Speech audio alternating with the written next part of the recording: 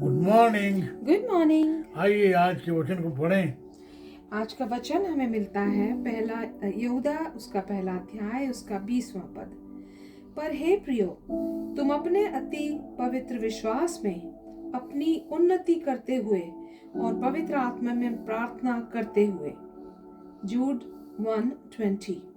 But you, dear friends, by building yourselves up in your most holy faith and praying in the Holy Spirit.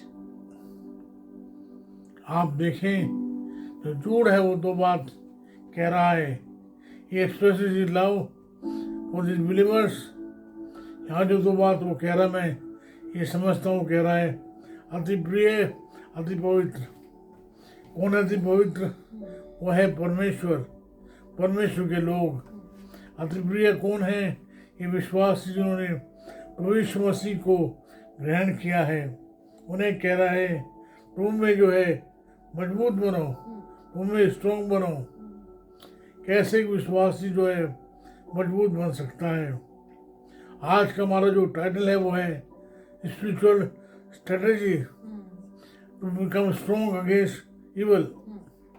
आप देखें यहाँ जो जूड है वो सिखा रहा है उसी बात को पहले वो कह चुका है।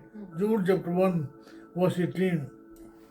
It says, they said to you, in the last times there will be scoffers who will follow their own ungodly desires.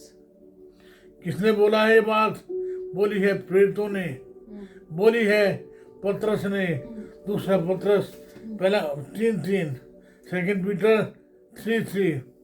Above all, you must understand that in the last days scoffers will come, scoffing and following their own evil desires. अंत के समय वो लोग आएंगे जो ठट्ठा उड़ाएंगे अपने विश्वास के विषय में और आपके विश्वास के विषय में। इसके विपरीत जो है पौलुस कह चुका है पहला कुरिन्थियों उसका 4 अध्याय और 6 पद। 1 Corinthians chapter 4 verse 6.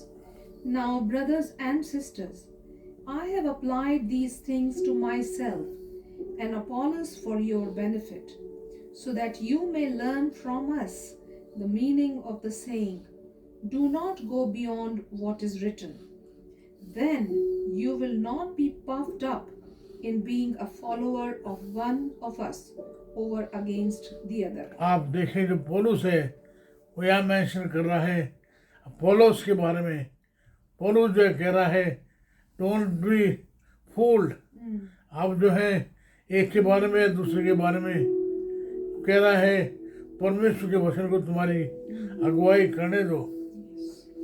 आप देखें हमारा जो विश्वास है वो क्या करता है। वचन जो हमारा जो परमेश्वर का वचन जो हमारे हाथों में है, हमारे घर में है, हमारी कलीसियाओं में है, वो हमें गाइड करे। बहुत सारे उदाहरण बाइबल में हैं। वहाँ पढ़िए मेरे साथ वचन 119 उसका 105 पद। वहाँ लिखा है तेरा वचन मेरे पाँव के लिए दीपक, मेरे मार्ग के लिए उजाला है। कुलुस्सियों को लिखते समय पौलुस कह रहा है कि मसीह के वचन को अपने हृदय में अधिकाई से बसने दो। प्रभु के जो वचन का जो ज्ञान है हमें मजबूत करेगा। वो है हमारी स्ट्रेटेजी। हमें शैतान और झूठे शिक्षक के सामने मजबूत होना है। हमारी जो स्ट्रेटेजी है कि हम जो है वचन को हमारे जीवन में लागू होने दें। आप देखें कि जो सच्ची बात जो कर रहा है वो है 2 तिमोथी उसका 3 अध्याय 15 से 17 पद तक। 2 Timothy chapter 3 verses 15 to 17.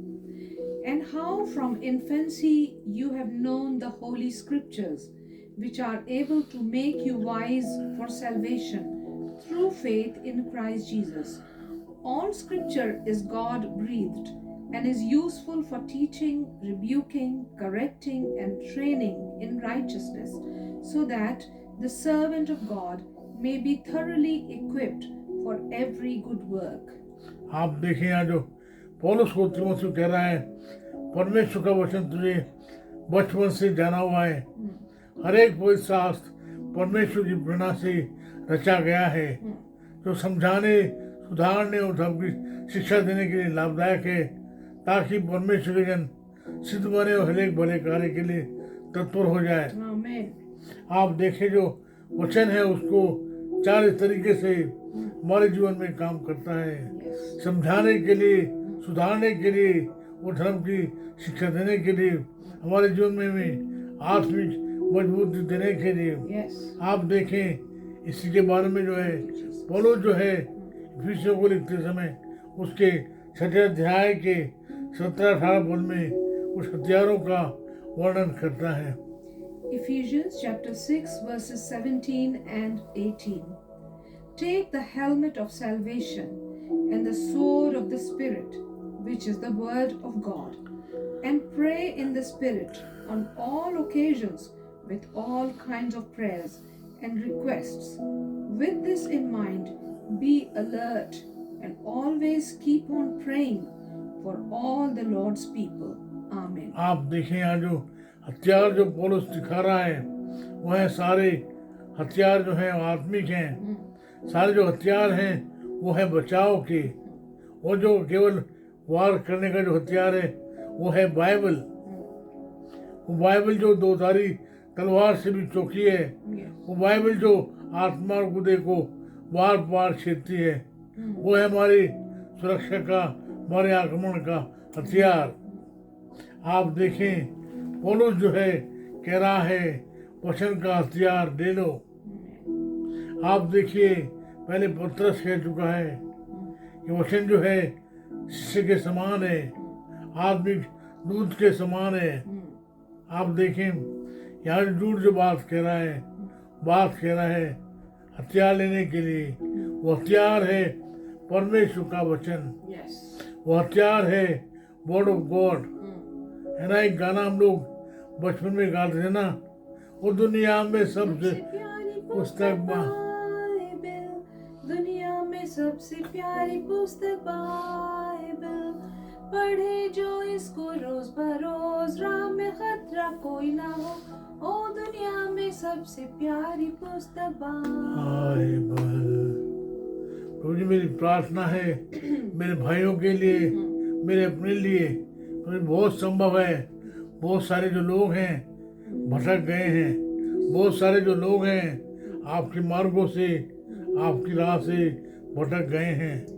मुझे आप उन पर दया करें, उन्हें आप मजबूत बनाएं। मेरी प्रार्थना है प्रभु जी कलीसिया के लिए, कलीसिया में जो लोग हैं, खासकर जो नए लोग हैं, तो उन्हें आप मजबूती दें।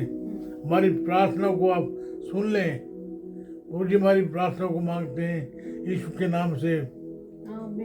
परमेश्वर पिता का प्रेम, प्रभु यीशु मसीह का अनुग्रह, पवित्र आत्मा जी की सहभागिता सार्वभौमिक कलीसिया के साथ साथ हमें से हरेक के लिए साथ हमेशा बनी रहे।